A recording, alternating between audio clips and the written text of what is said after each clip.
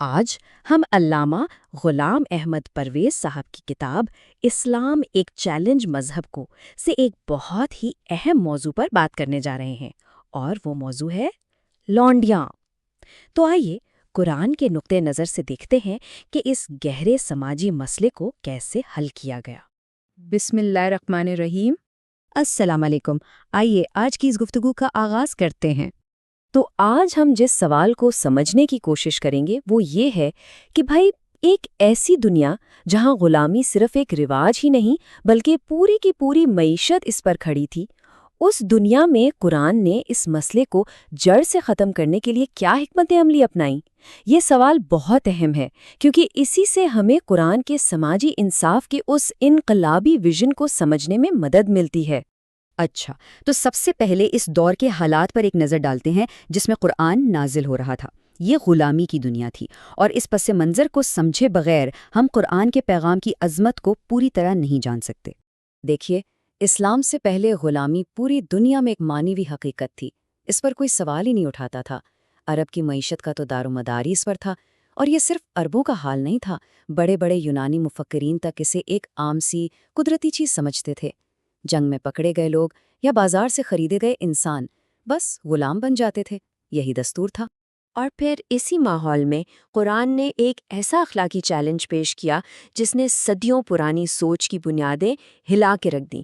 یہ ایک بہت بڑی، ایک انقلابی تبدیلی کا آغاز تھا۔ اب ذرا ان دونوں سوچوں کا موازنہ کریں۔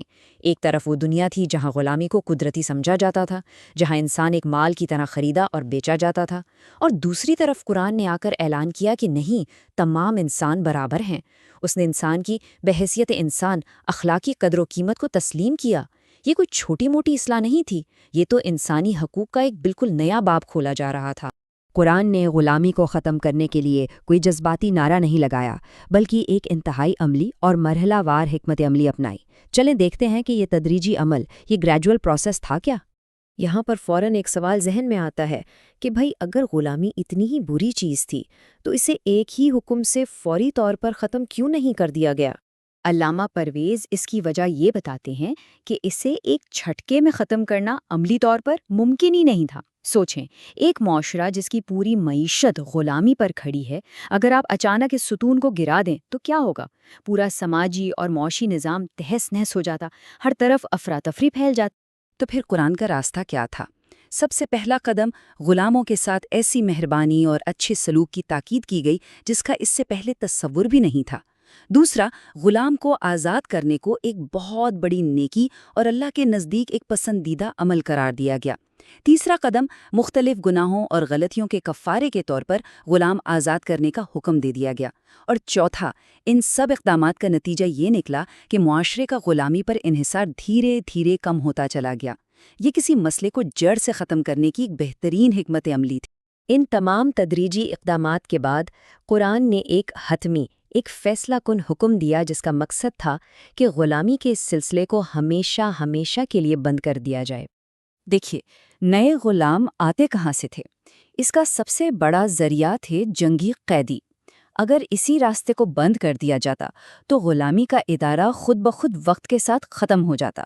چنانچہ قرآن نے سورہ محمد کی آیت نمبر 4 میں یہ حتمی حکم نازل فرما دیا، فَإِمَّا مَنًّا بَعْدُ وَإِمَّا فِدَاءً۔ اس آیت کا مطلب ہے جنگی قیدیوں کو یا تو احسان کر کے بغیر کچھ لیے چھوڑ دو، یا پھر فدیہ یعنی تاوان لے کر آزاد کر دو۔ اب ذرا غور کریں، اس آیت میں قیدیوں کو غلام بنانے کا کوئی تیسرا آپشن، کوئی تیسرا راستہ دیا ہی نہیں گیا۔ یہ ایک بالکل واضح اور ٹوک ہدایت تھی۔ مصنف کا یہی نتیجہ ہے کہ اس آیت کے ذریعے قرآن نے مستقبل میں غلامی کا دروازہ ہمیشہ کے لیے بند کر دیا۔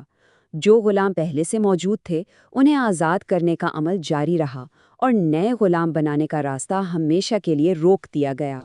تو اس پوری حکمت عملی کا مقصد صرف ایک سماجی برائی کو ختم کرنا نہیں تھا، بلکہ انسانی تعلقات میں ایک بہت بڑا انقلاب لانا تھا۔ یہاں علامہ پرویز ایک بہت ہی اہم نقطہ اٹھاتے ہیں۔ وہ کہتے ہیں کہ اس کے بعد تاریخ میں جو کچھ بھی ہوا وہ مسلمانوں کی ذمہ داری تھی، قرآن کی نہیں۔ یعنی قرآن نے تو اپنا واضح حکم دے دیا تھا، لیکن اگر بعد میں آنے والوں نے اس پر پوری طرح عمل نہیں کیا تو اس کی ذمہ داری کتاب پر نہیں بلکہ اس کے ماننے والوں پر آتی ہے۔ انسانی وقار کا یہ انقلاب صرف غلامی تک ہی نہیں رکا، اس نے عورت کے مقام کو بھی مکمل طور پر بدل دیا۔ اسلام سے پہلے عورت کو محض جنسی تسکین کا ایک ذریعہ سمجھا جاتا تھا اور شادی کا مقصد اکثر قبائلی جھگڑوں کو روکنا ہوتا تھا، لیکن قرآن نے آ کر کہا کہ نہیں، عورت معاشرے میں مرد کے برابر کی شریک ہے، زندگی کے اس سفر میں ایک مساوی ساتھی ہے۔ اور اسی کے ساتھ آج کی ہماری یہ گفتگو اپنے اختتام کو پہنچتی ہے۔ اگلے موضوع کے ساتھ پھر حاضر ہوں گے۔ اللہ حافظ۔